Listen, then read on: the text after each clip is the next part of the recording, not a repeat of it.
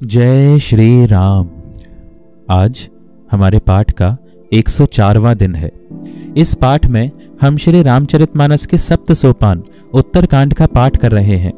श्री रामचरितमानस की बाकी वीडियोस की प्लेलिस्ट का लिंक आपको डिस्क्रिप्शन बॉक्स में मिल जाएगा। तो आइए शुरू करते हैं। जो मूर्ख मनुष्य सबकी निंदा करते हैं वे चमगादड़ होकर जन्म लेते हैं। हे तात, अब मानस रोग सुनिए, जिनसे सब लोग दुख पाया करते हैं। सब रोगों की जड़ मोह अज्ञान है। उन व्याधियों से फिर और बहुत से शूल उत्पन्न होते हैं। काम वात है, लोभ अपार बढ़ा हुआ कफ है, और क्रोध पित्त है जो सदा छाती जलाता रहता है। यदि कहीं ये तीनों भाई वात, पित्त और कफ प्रीति कर लें, मिल जाएं, तो दुखदायक सन्निपात रोग उत्पन्न होता है। कठिनता से प्राप्त पूर्ण होने वाले जो विषयों के मनोरथ हैं वे ही सब शूल कष्टदायक रोग हैं। उनके नाम कौन जानता है, अर्थात वे अपार हैं। ममता दाद है, ईर्ष्या ढा खुजली है, हर्ष विषाद गले के रोगों की अधिकता है। गलगंड, कंठमाला या गेघा आदि रोग हैं। पराये सुख को देखकर जो जलन होती है वही क्षयी है। दुष्टता और मन की कुटिलता ही कोढ़ है। अहंकार अत्यंत दुख देने वाला डमरू गांठ का रोग है। दंभ, कपट, मद और मान नहुरुआ नसों का रोग है। तृष्णा बड़ा भारी उदर वृद्धि जलोदर रोग है। तीन प्रकार पुत्र, धन और मान की प्रबल इच्छाएं प्रबल तिजारी हैं। मत्सर और अविवेक दो प्रकार के ज्वर हैं। इस प्रकार अनेकों बुरे रोग हैं, जिन्हें कहां तक कहूं। एक ही रोग के वश होकर मनुष्य मर जाते हैं। फिर ये तो बहुत से असाध्य रोग हैं। ये जीव को निरंतर कष्ट देते रहते हैं।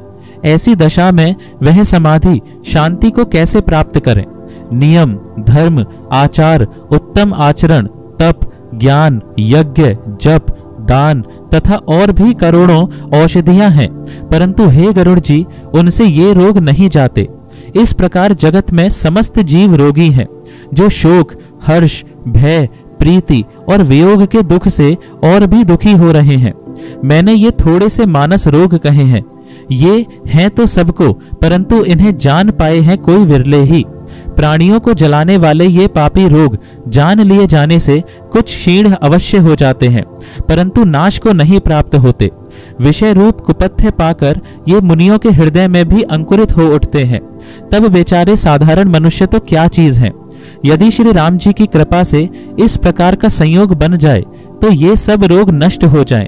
सद्गुरु रूपी वैद्य के वचन में विश्वास हो, विषयों की आशा ना करे, यही संयम परहेज हो।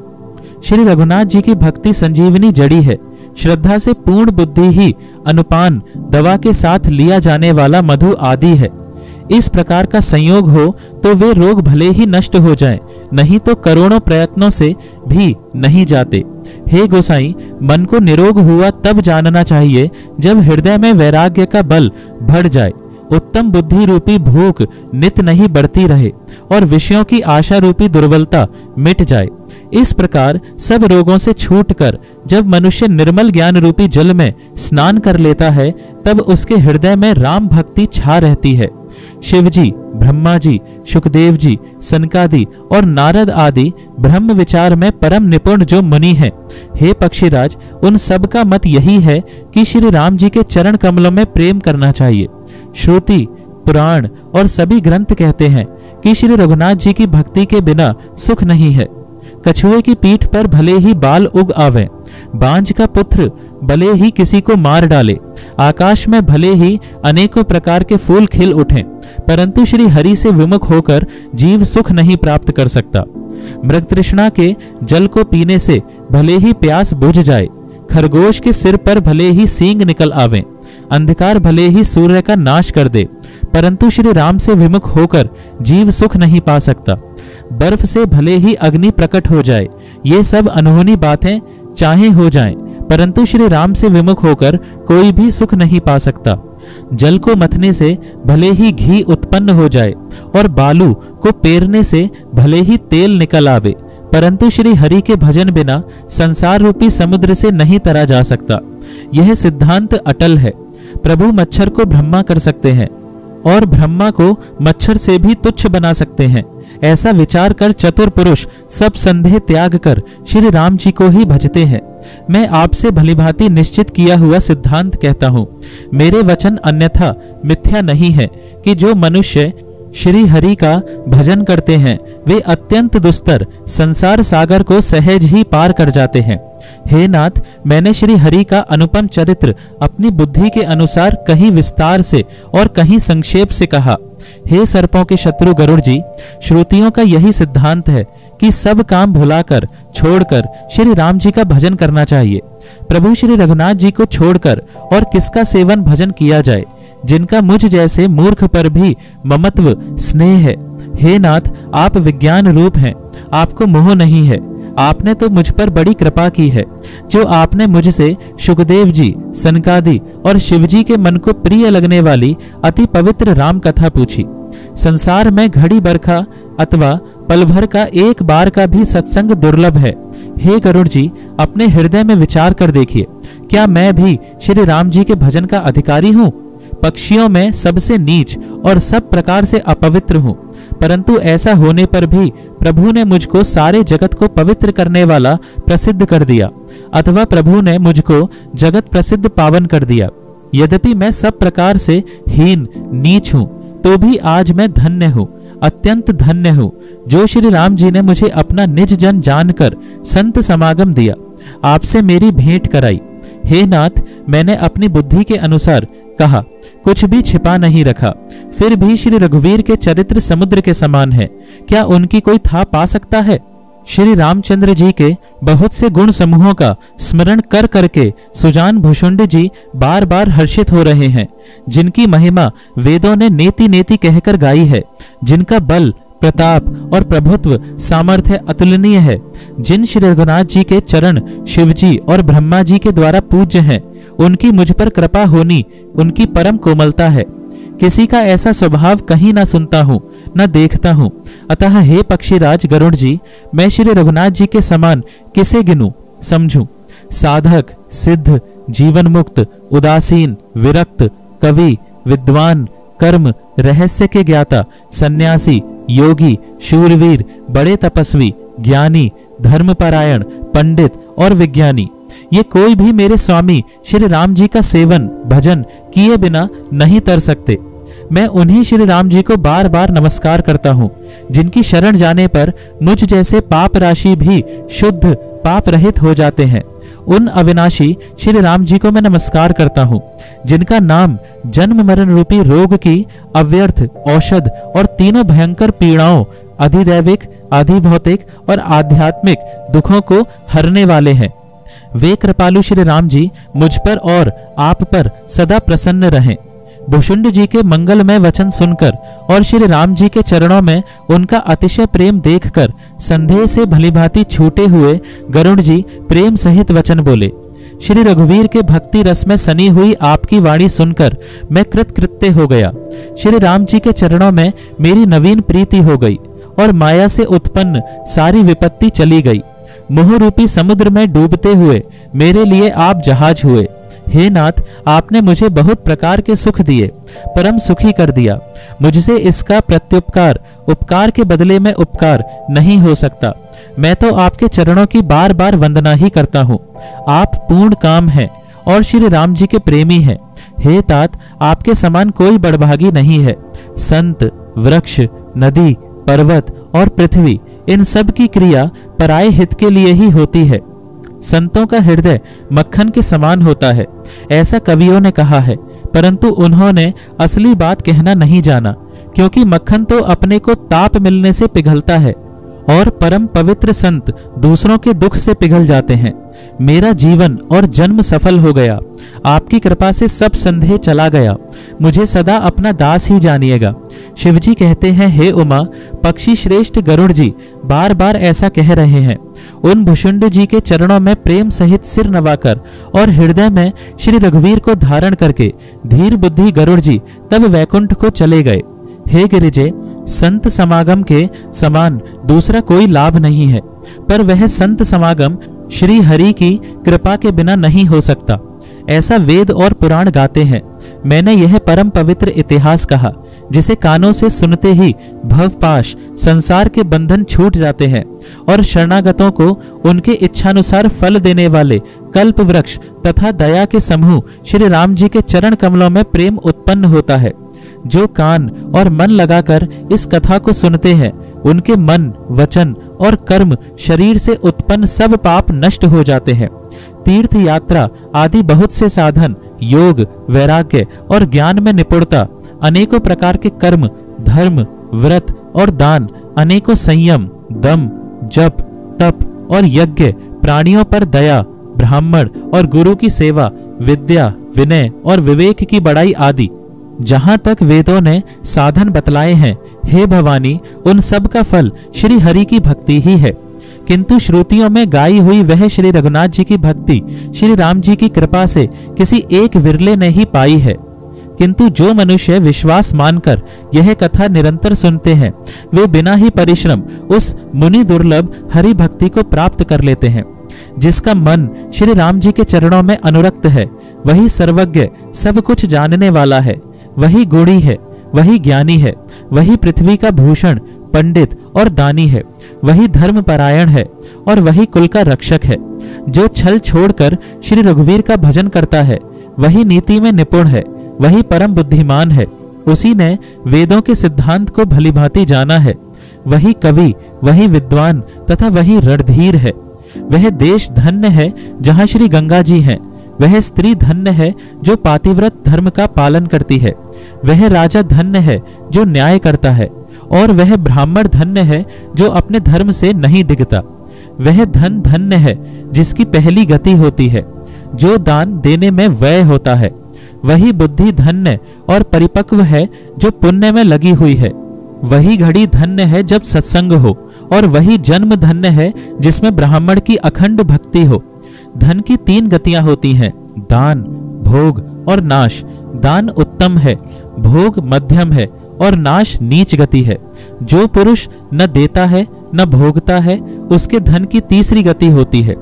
हे उमा, सुनो, वह कुल धन्य है, संसार भर के लिए पूज्य है और परम पवित्र है, जिसमें श्री रघुवीर परायण अनन्य राम भक्त विनम्र पुरुष उत्पन्न हो।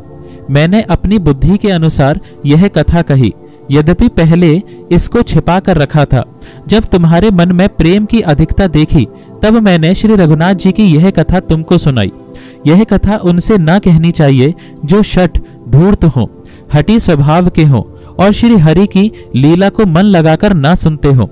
लोभी, क्रोधी और कामी को, जो चराचर के स्वामी श्री राम जी को नहीं भजते, यह कथा नहीं कहनी चाहिए। ब्राह्मणों के द्रोही को, यदि वह देवराज इंद्र के समान ऐश्वर्यवान राजा भी हो, तब भी यह कथा कभी न सुनानी चाहिए। श्री राम की कथा के अधिकारी वे ही हैं जिनको सत्संगति अत्यंत प्रिय है, जिनकी गुरु के चरणों में प्रीति है, जो नीति परायण है और ब्राह्मणों के सेवक हैं, वे ही इसके अधिकारी हैं। और उसको तो यह कथा बहुत ही सुख देने वाली है, जिसको श्री रघुनाथ जी प्राण के समान प्यारे हैं। जो श्री राम जी के चरणों में प्रेम चाहता हो या मोक्ष पद चाहता हो, वह इस कथा रूपी अमृत को प्रेम पूर्वक अपने कान रूपी दोने से पिए। हे गिरिजे, मैंने कलयुग के पापों का नाश करने वाली और मन के मल को दूर करने वाली राम कथा का वर्णन किया। यह राम कथा संस्कृति, जन्म मरण रूपी रोग के नाश के लिए संजीवनी जड़ी है। वेद और विद्वान पुरुष ऐसा कहते हैं। इसमें 7 सुंदर सीढ़ियां हैं, जो श्री रघुनाथ जी की भक्ति को प्राप्त करने के मार्ग हैं। जिस पर श्री हरि की अत्यंत कृपा होती है, वही इस मार्ग पर पैर रखता है। जो कपट छोड़कर यह कथा गाते हैं, वे मनुष्य अपनी मन कामना की सिद्धि पा लेते हैं। जो इसे कहते सुनते और अनुमोदन प्रशंसा करते हैं, वे संसार रूपी समुद्र को गौ के खुर से बने हुए गड्ढे की भांति पार कर जाते हैं। याज्ञवल्क्य जी कहते हैं, सब कथा सुनकर श्री पार्वती जी के हृदय को बहुत ही प्रिय लगी और वे सुंदर वाणी बोली। स्वामी की कृपा से मेरा संदेह जाता रहा और श्री राम जी के चरणों में नवीन प्रेम उत्पन्न हो गया। हे विश्वनाथ, आपकी कृपा से अब मैं कृतार्थ हो गई। मुझ में दृढ़ राम भक्ति उत्पन्न हो गई और मेरे संपूर्ण क्लेश बीत गए, नष्ट हो गए। शंभु उमा का यह कल्याणकारी संवाद सुख उत्पन्न करने वाला और शोक का नाश करने वाला है। जन्म मरण का अंत करने वाला, संदेहों का नाश करने वाला, भक्तों को आनंद देने वाला और संत पुरुषों को प्रिय है। जगत में जो जितने भी रामोपासक हैं उनको तो इस राम कथा के समान कुछ भी प्रिय नहीं है। श्री रघुनाथ जी की कृपा से मैंने यह सुंदर और पवित्र करने वाला चरित्र अपनी बुद्धि के अनुसार गाया है। तुलसीदास जी कहते हैं, इस कलिकाल में योग, यज्ञ, जप, तप, व्रत और पूजन आदि कोई दूसरा साधन नहीं है। बस श्री राम जी का ही स्मरण करना, श्री राम जी का ही गुण गाना और निरंतर श्री राम जी के ही गुण समूहों को सुनना चाहिए। पतितों को पवित्र करना जिनका महान प्रसिद्ध बाना है, ऐसा कवि, वेद, संत और पुराण गाते हैं। रे मन, कुटिलता त्याग कर उन्हीं को भज। श्री राम को भजने से किसने परम गति नहीं पाई। अरे मूर्ख मन, सुन, पतितों को भी पावन करने वाले श्री राम को भजकर किसने परम गति नहीं पाई। गणिका, अजामिल, व्याध, गीध, गज आदि बहुत से दुष्टों को उन्होंने तार दिया। आभीर, यवन, किरात, खस, शपच, चांडाल आदि जो अत्यंत पाप रूप ही हैं, वे भी केवल एक बार जिनका नाम लेकर पवित्र हो जाते हैं, उन श्री राम जी को मैं नमस्कार करता हूँ। जो मनुष्य रघुवंश के भूषण श्री राम जी का यह चरित्र कहते हैं, सुनते हैं और गाते हैं, वे कलयुग के पाप और मन के मल को धोकर बिना ही परिश्रम श्री राम जी के परम धाम को चले जाते हैं। अधिक क्या, जो मनुष्य 5-7 चौपाइयों को भी मनोहर जानकर अथवा रामायण की चौपाइयों को श्रेष्ठ पंच कर्तव्य का सच्चा निर्णायक जानकर उनको हृदय में धारण कर लेता है, उसके भी 5 प्रकार की अविद्याओं से उत्पन्न विकारों को श्री राम जी हरण कर लेते हैं। अर्थात सारे रामचरित्र की तो बात ही क्या है, जो 5-7 चौपाइयों को भी समझकर उनका अर्थ हृदय में धारण कर लेते हैं, उनके भी अविद्या जनित सारे कलेश श्री रामचंद्र जी हर लेते हैं। परम सुंदर, सुजान और कृपा निधान तथा जो अनाथों पर प्रेम करते हैं, ऐसे एक श्री रामचंद्र जी ही हैं। इनके समान निष्काम, निस्वार्थ, हित करने वाला, सुहृद और मोक्ष देने वाला दूसरा कौन है। जिनकी लेश मात्र कृपा से मंद बुद्धि तुलसीदास ने भी परम शांति प्राप्त कर ली, उन श्री राम जी के समान प्रभु कहीं भी नहीं है। हे श्री रघुवीर, मेरे समान कोई दीन नहीं है और आपके समान कोई दीनों का हित करने वाला नहीं है। ऐसा विचार कर हे रघुवंशमणि, मेरे जन्म मरण के भयानक दुख का हरण कर लीजिए। जैसे कामी को स्त्री प्रिय लगती है और लोभी को जैसे धन प्यारा लगता है, वैसे ही हे रघुनाथ जी, हे राम जी, आप निरंतर मुझे प्रिय लगिए।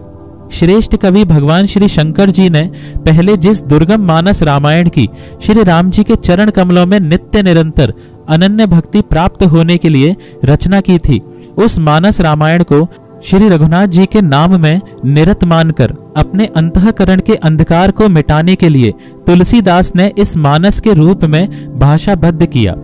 यह श्री रामचरितमानस पुण्य रूप, पापों का हरण करने वाला, सदा कल्याणकारी, विज्ञान और भक्ति को देने वाला, माया, मोह और मल का नाश करने वाला, परम निर्मल प्रेम रूपी जल से परिपूर्ण तथा मंगलमय है।